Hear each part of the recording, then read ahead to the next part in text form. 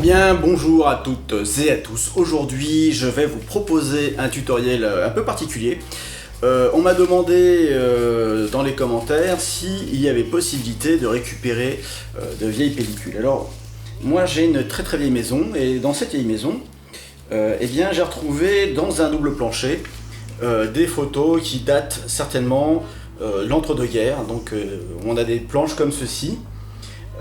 Qui nécessitent, je dirais, un traitement particulier. Soit on les développe, soit pour les numériser, il y a un système, comme c'est du noir et blanc, vous allez voir, c'est assez simple. Alors, pour suivre ce tutoriel, vous aurez besoin de GIMP, d'un scanner haute résolution. Alors, haute résolution, aujourd'hui, en 2020, ils le font tous. Donc, je vais vous proposer de scanner ces images, donc j'en scanner une, puis ensuite de la passer sous GIMP. On se retrouve de suite, juste après ça, juste après ma bande-annonce, pour aller sous GIMP et sous l'ordinateur pour le scannage, enfin la scannation, le scan au bidule, enfin vous verrez bien quoi. Juste ici, je vous rappelle que vous avez la possibilité de vous abonner, n'hésitez pas. N'hésitez pas aussi à échanger avec moi, j'adore ça. Et puis, ma foi, là je sors ce tuto sous GIMP parce qu'il y a une grosse préparation sur la série tuto qui est à venir. Mais je vous en dis pas plus, je vous en ai un petit peu parlé dans mes annonces pour 2020, dans mes annonces de chaîne. Allez, à tout de suite.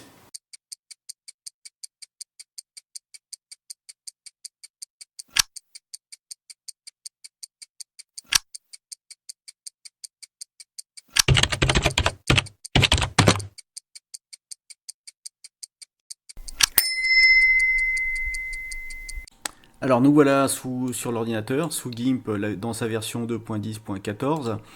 GIMP permet directement depuis son interface de faire un fichier, de créer, et dans le créer, on a la possibilité de lancer le scanner ici avec son logiciel Xsan sous Linux. Ça fonctionne aussi sous macOS ainsi que sous Windows.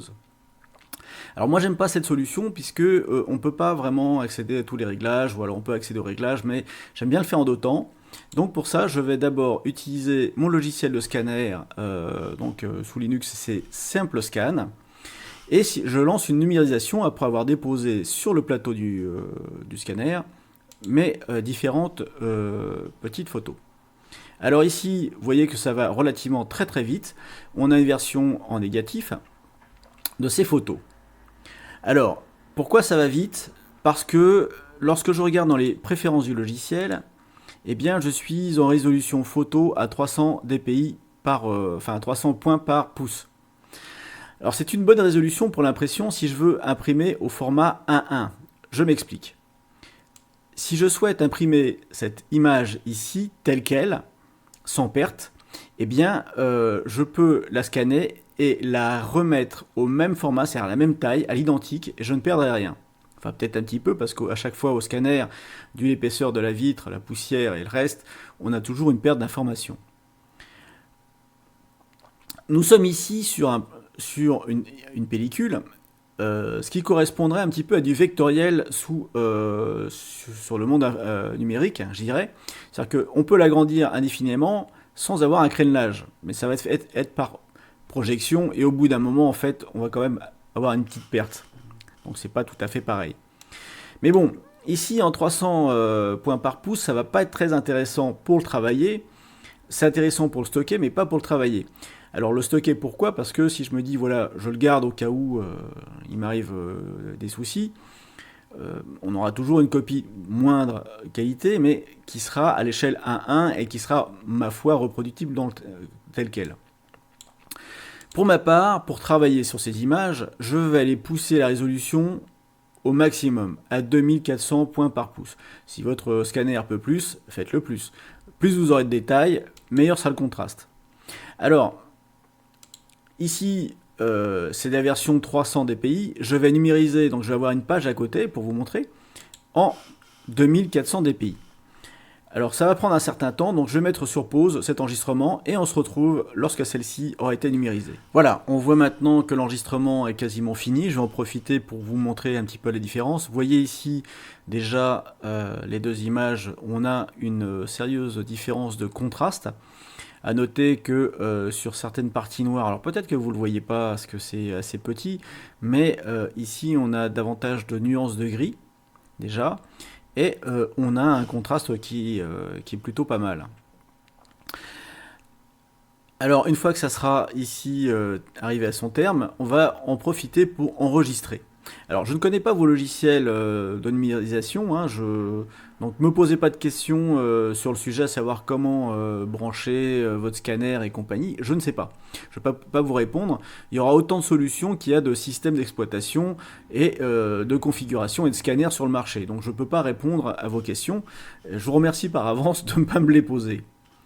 Donc voilà, donc ici on a la différence, hein, vous voyez ici des tons un peu plus clairs, il y a plus de nuances sur le 2400 dpi. J'en profitais pour supprimer ici la première. Je me retrouve donc maintenant ici juste avec la page 2400 dpi. Je vais ajuster cette page. Hop. Ici, ah voilà, c'est parce qu'en fait, voilà. Donc je vais ajuster ici cette page, j'avais pas fait attention. Toc. Alors c'est assez long parce que ce sont des grosses images. Et je vais sauvegarder qu'une partie de celle-ci déjà pour gagner un peu de place et de poids sur l'ordinateur. Donc je fais un petit peu large hein, au niveau des marges, vous voyez, hein, je déborde de quelques millimètres. On recoupera tout ça dans GIMP assez facilement. Voilà, donc maintenant je vais procéder à l'enregistrement. Et je vais mettre ça dans mes scans. Donc ici, moi j'ai créé un répertoire par avance. Et document numérisé me convient. Par contre, le format PDF ne me convient pas. Alors on va voir que ici il y a du JPEG. Donc là, le JPEG va retraiter l'image et donc la compresser. Ça ne m'intéresse pas. Le PNG est sans perte. C'est intéressant. Donc je vais prendre un format sans perte. Et j'enregistre. Je vais donc maintenant vérifier si l'enregistrement s'est correctement déroulé. Et je vois que j'ai ici mon image numérisée qui fait 50 mégaoctets sur le disque dur. C'est pas rien, 50 mégaoctets pour une image. Vous me direz, on est presque dans du RAW, voire des fois un son un peu plus grand. Mais bon, voilà, j'ai mon image.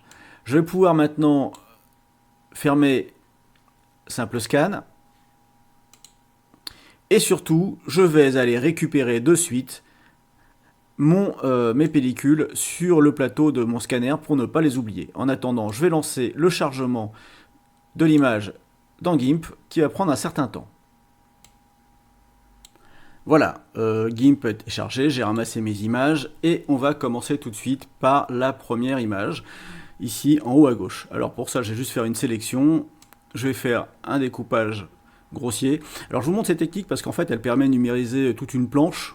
Après, ça dépend de la capacité de votre RAM à travailler sur ces images. Si vous voyez que ça vous fait des images trop importantes, eh bien, scannez-les une après l'autre. Voilà, donc ici, j'ai sélectionné mon image, je clique dessus, je fais édition, copier, édition, coller comme nouvelle image. Alors, coller comme nouvelle image, voilà ici, ou CTRL Maj V, vous voyez.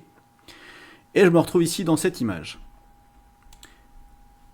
On pourra recommencer sur les autres images cette opération de façon à en avoir plusieurs. Mais pour l'instant, je me contente de la première. Je vais fermer ici de façon à n'avoir qu'une seule image et pas trop saturer ma RAM. Alors la première chose à faire ici, ça va être le recadrage. Donc pour recadrer, j'ai fait un tutoriel sur le sujet, c'est comment recadrer nos images. Je pourrais vous renvoyer à celui-ci, mais on va le faire rapidement. Donc je vais mettre ici tout simplement une règle. Et on va prendre l'outil de pivoter. Je vais prendre mon pivot. Je vais descendre mon pivot, vous voyez ici cette flèche, juste dans l'angle de mon image. Ce qui fait que maintenant, je peux la pivoter et venir coller le bord sur la règle. Voilà, j'ai redressé. Hop. La rotation est terminée.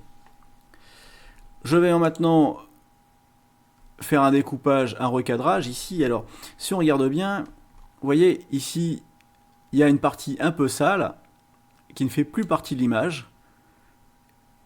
Et ici, c'est pareil, sur le côté, vous voyez. Ce sont des vieilles marges ou des marges d'origine. Donc moi, je vais simplement les supprimer. On pourra créer des marges artificiellement par suite, si on le souhaite. Donc ici, je fais un petit crop, donc un découpage en haut en bas. Voilà. Et je vais tout simplement utiliser l'outil au niveau de l'image, rogner selon la sélection. Clac. Donc j'ai mon image ici maintenant qui a été rognée. Alors on est sur du noir et blanc, sur du gris, sur ce genre de choses. Première chose à faire, au niveau des couleurs, couleurs, inversées. Oh, bah vous voyez, c'est magique. Ici, vous avez déjà votre image en noir et blanc qui apparaît, et vous avez ici des beaux contrastes. Alors on voit qu'il y a une espèce de voile blanc, et là il faudrait le traiter, ce voile blanc. Mais avant de traiter ce voile blanc, on va commencer par enregistrer notre travail. Donc dans Fichier, Enregistrer, et celle-là, en fait, je vais l'appeler photo 1. Alors maintenant qu'on a sauvegardé notre image, on va devoir un petit peu traiter cette image parce qu'elle est un petit peu palote. Donc moi je l'agrandis ici. On va tout simplement aller dans Couleurs et on va regarder au niveau des courbes. Alors au niveau des courbes, on va cocher Aperçu. Et un petit peu pour l'effet spectacle, je vais diviser la vue. Les courbes, on a la possibilité de les mettre en lissé ou à main levée. On va rester en lissé. On va aller dans les options avancées. Supposer que les pixels sont en RVB. Donc non.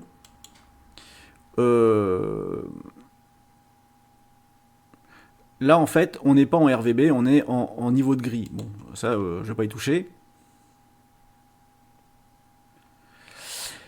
Et donc on va regarder ici les valeurs. Donc on voit sur cet histogramme ici qu'on va avoir la zone qui sont ici les zones claires d'un côté, vous voyez, et ici les zones sombres. Donc en haut on sature, en bas on désature. Donc vous voyez d'ailleurs il y a un rappel ici sur ces barres où vous voyez tout simplement ici on va du plus foncé au plus clair et la même chose de ce côté-ci. Donc on va juste placer des points sur les zones où on a de l'information. Donc ça va de là à là. Et de là à là on va pouvoir jouer un petit peu. Donc ici on voit qu'on a de l'information. Et si on monte trop haut, on va brûler l'image. Donc l'idée, ça va être de rechercher un compromis pour trouver une information qui puisse donc nous faire avancer. Alors, ici on est en RVB, ce qui fait que ça ne nous arrange pas beaucoup. D'accord? On est sur du noir et blanc. Donc, je vais fermer les courbes, je ne touche à rien pour l'instant. Et je vais aller dans couleur, qu'est-ce que je dis? Image, mode. Et dans image, mode, on va voir niveau de gris. Voilà, paf, on est en niveau de gris, on ne sera plus embêté. Maintenant, on va bien pouvoir jouer avec les couleurs et avec les courbes. Et à ce moment-là, vous voyez, on a une courbe qui est tout à fait différente. Donc, si on prend une courbe, on atténue légèrement en haut, on éclaircit, on assombrit un petit peu, on va finir par trouver, vous voyez ici si je monte trop haut, on va brûler, donc on va finir par trouver ici une courbe qui satisfasse. Vous voyez ici si je vais sur le visage de la dame, on commence à voir quelque chose d'assez intéressant. Donc il va falloir rechercher un petit peu. Vous voyez ici là je brûle, là je suis à peu près dans les tons justes, et il va falloir ajuster comme ça point par point. Alors ici, je ramène un petit peu trop de taches sombres, je perds du détail, vous voyez ici derrière, hein, sur la serrure. Peut-être que ici, il faudrait que je relève un petit peu dans les zones sombres. Et là, on arrive à retrouver le détail de la sonnette. Par contre, je perds un petit peu les yeux. Alors ici, je vais essayer de récupérer les yeux. C'est pas évident, hein. C'est pas évident. Donc ici, au niveau des yeux, est-ce que... Voilà, il faut que je monte un petit peu ici. Je monte trop. Je raplatis ici.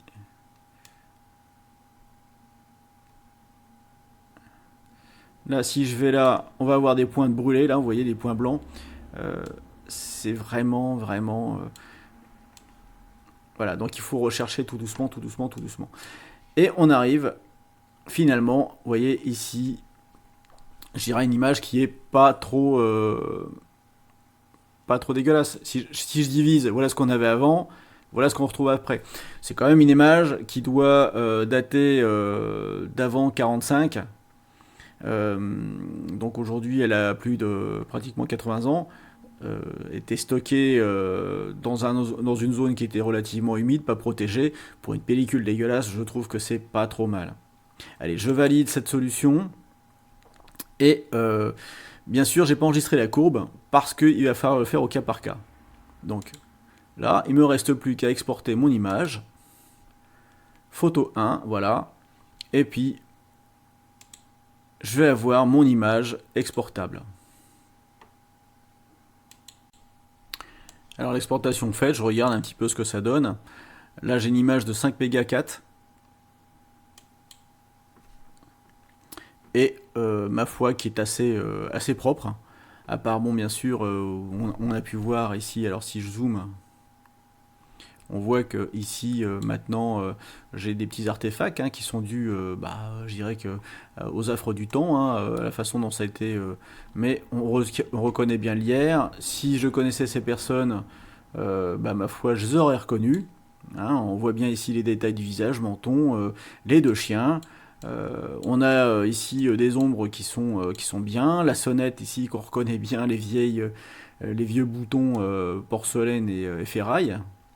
Et les détails du lierre. Maintenant, peut-on améliorer davantage cette photo? Certainement. On peut toujours essayer d'appliquer des filtres et des filtres au niveau amélioration. Par exemple, on peut lancer un lissage.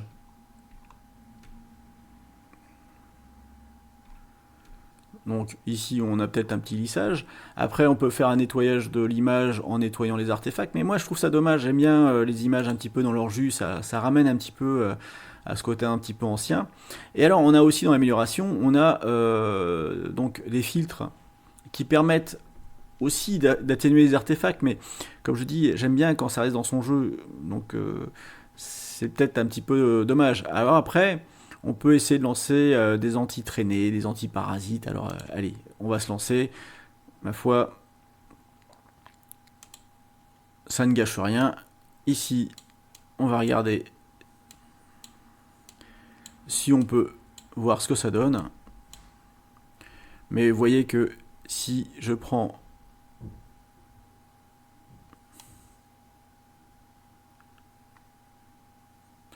En fait, elle est trop abîmée pour que ça puisse donner quelque chose. Hein, vous voyez, ça va être... ça change à rien ici, vous voyez. Donc ça sert à rien de lancer là-dessus. Après, on peut toujours améliorer en renforçant la netteté. Est-ce que ça donnerait quelque chose de... aperçu. Tout ce qu'on gagne en renforçant la netteté, vous voyez, ici, je ne sais pas si vous voyez, mais finalement, on accentue le côté point et poussière sur l'image. Après, pour les puristes, si vous voulez nettoyer vraiment l'image sous GIMP, il y a possibilité. Hein, c'est-à-dire qu'après, on va prendre un pinceau, on va reprendre les points les uns après les autres, et on va pouvoir lisser comme ça, mettre du flou peut-être à certains endroits. Mais je dirais qu'après, on dénature la photo. C'est une question personnelle. Mais je pense que une photo telle qu'elle est récupérée comme ça dans son jus a plus de charme qu'une photo, je dirais, retouchée comme si elle venait d'être prise hier. Ça perd de son charme. Voilà, bon, en tout cas, j'espère que ce tutoriel vous aura plu et que vous allez pouvoir récupérer vos photos, vos vieilles pellicules. Et je vous souhaite à toutes et à tous une très bonne continuation. Alors, je n'ai toujours pas sorti mon premier tuto sur l'animation, tout simplement parce que je suis en train de travailler sur d'abord la version non animée, c'est-à-dire sur la BD, mais comme je vais vous servir quelque chose d'assez propre, eh bien, je suis encore en train de travailler sur la scénarisation et comment vous amener ça sans vous faire avaler trop de cachets d'aspirine. Allez, à très bientôt.